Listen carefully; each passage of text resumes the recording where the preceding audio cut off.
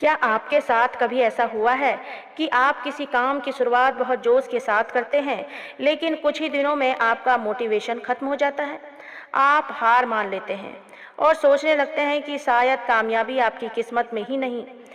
अगर हाँ, तो आज की यह कहानी आपके लिए है। एक महान राजा और 3 पत्थरों की यह प्राचीन कहानी आपको बताएगी कि दुनिया के केवल 1% लोग ही क्यों कामयाब हो पाते हैं और बाकी 99% लोग कहाँ चूक जाते हैं। बहुत समय पहले की बात है। एक राज्य में एक बहुत ही बुद्धिमान राजा राज करता था। एक दिन उसके दरबार में एक विदेशी व्यापारी आया।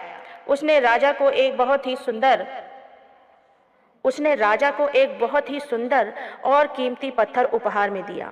राजा उस पत्थर को देखकर बेहद खुश हुआ।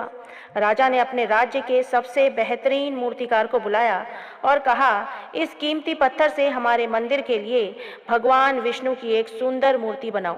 इसके लिए तुम्हें 50 सोने के सिक्के दिए जाएंगे और तुम्हारे पास सिर्फ 7 दिन का समय है। 50 सोने के सिक्कों की बात सुनकर मूर्तिकार खुशी से झूम उठा। वह तुरंत अपने औजार लेकर मूर्ति बनाने के काम में जुट गया।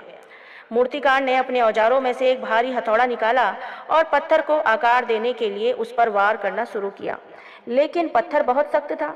हथौड़े की चोट से पत्थर पर एक खरोंच तक नहीं आई। मूर्तिकार ने हार नहीं मानी। उसने दोबारा वार किया, तिबारा वार किया।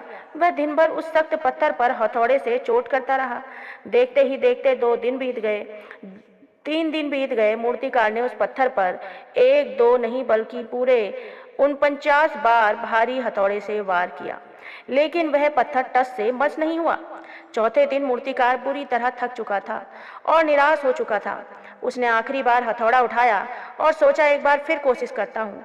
लेकिन जैसे ही उसने हथौड़ा हवा में उठाया, उसके मन में आया, जब 49 बार मारने से यह पत्थर नहीं टूटा तो अब क्या टूटेगा। उसने बिना वार किए ही हथौड़ा नीचे रख दिया। वह पत्थर लेकर वापस राजा के पास गया और बोला, महाराज, यह पत्थर तोड़ना नामुमकिन है, इससे मूर्ति नहीं बन सकती। राजा बहुत निराश हुआ, क्योंकि मंदिर में मूर्ति की स्थापना तय समय पर ही होनी थी। राजा ने वह पत्थर अपने राज्य के एक साधारण और गरीब मूर्तिकार को सौंप दिया और कहा कि इसे मूर्ति में बदल दो।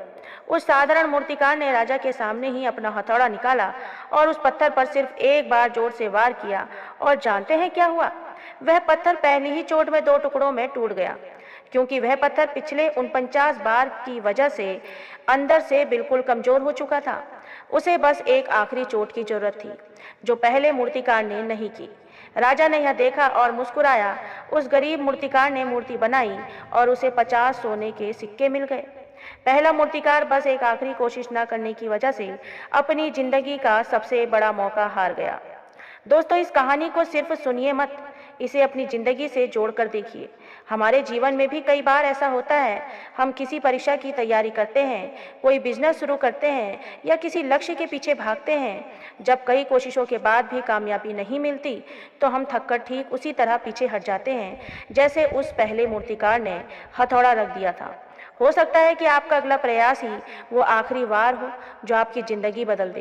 हो सकता है कि जिस वक्त आप हार मानने की सोच रहे हैं, आप सफलता के बिल्कुल करीब हो। याद रखिए, रास्ते में मुश्किलें आएंगी, पत्थर सख्त होगा, लेकिन आपको हथौड़ा तब तक नहीं रोकना है जब तक पत्थर टूट न जाए। अगर आप रुक गए तो कोई दूसरा आकर उस आखिरी मौके का फायदा उठा ले जाएगा।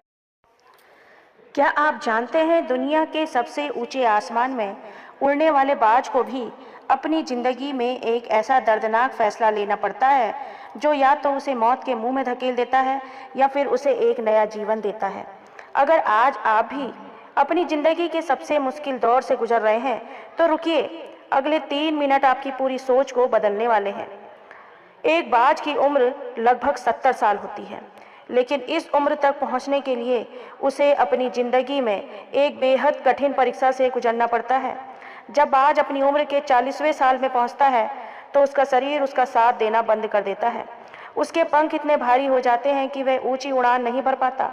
उसकी चोंच, जो कभी उसका सबसे बड़ा हथियार थी, वो आगे से मुड़ जाती है और कुंद हो जाती है, और उसके पंजे, जिससे वह शिकार झपटता था, वो कमजोर और लचीले हो जाते हैं। अब 40 साल की उम्र में बाज के पास सिर्फ 3 ही रास्ते बचते हैं। पहला, वह अपनी मौत का इंतजार करे। दूसरा गिद्ध की तरह दूसरों का छोड़ा हुआ सड़ा गला शिकार खाए, या फिर तीसरा एक ऐसा रास्ता चुने जो दर्द से भरा हो लेकिन उसे नया जीवन दे सकता है। बाज तीसरे रास्ते को चुनता है, पुनर्जन्म का रास्ता। वह उड़कर एक बहुत ऊंचे पहाड़ पर चला जाता है जहां उसके अलावा और कोई नहीं होता। वहां पहुंचकर बाज सबसे पहले अपनी मुड़ी हुई चोंच को पत्थरों पर मारना शुरू करता है। वह तब तक अपनी चोंच को पत्थर पर पटकता रहता है जब तक कि उसकी चोंच टूट नहीं जाती। सोचिए इस दौरान उसे कितना असहनीय दर्द होता होगा। चोंच टूटने के बाद वह हफ्तों तक नई चोंच के आने का इंतजार करता है। जब नई और नुकीली चोंच आ जाती है तो वह अपनी उस नई चोंच से अपने पैरों के एक एक कमजोर पंजे को उखाड़ना शुरू करता है। दर्द से वह तड़प उठता है लेकिन वह रुकता नहीं है। जब नए पंजे आ जाते हैं तो वह अपने शरीर के भारी और पुराने पंखों को एक एक करके नोच डालता है। पूरा पहाड़ उसके खून से सराबोर हो जाता है। इस पूरी दर्दनाक प्रक्रिया में बाज को 5 महीने यानी लगभग 150 दिन का समय लगता है। इन 5 महीनों के कड़े संघर्ष और तपस्या के बाद बाज को मिलती है एक नई चोंच, नए पंजे और नए शानदार पंख, और फिर शुरू होती है उसकी पुनर्जन्म की वो उड़ान जो उसे अगले 30 सालों तक फिर से आसमान का राजा बनाए रखती है।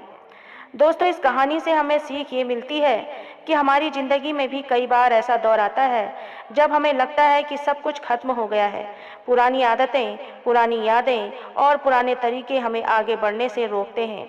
अगर आपको भी अपनी ज़िंदगी में एक नई और ऊंची उड़ान भरनी है तो आपको भी बाज की तरह अपने अतीत के दर्द को छोड़ना होगा, खुद को बदलना होगा, पुरानी और बुरी आदतों को तोड़ना होगा। बदलाव में दर्द जरूर होता है लेकिन यही बदलाव आपको एक नया और कामयाब जीवन देती है। इसलिए मुश्किलों से डरिए मत, बाज बनिए और आसमान को फतह कीजिए। तो दोस्तों, अगर ये आपको स्टोरी अच्छी लगी हो तो लाइक, शेयर और कमेंट करके फॉलो भी जरूर कर लीजिए।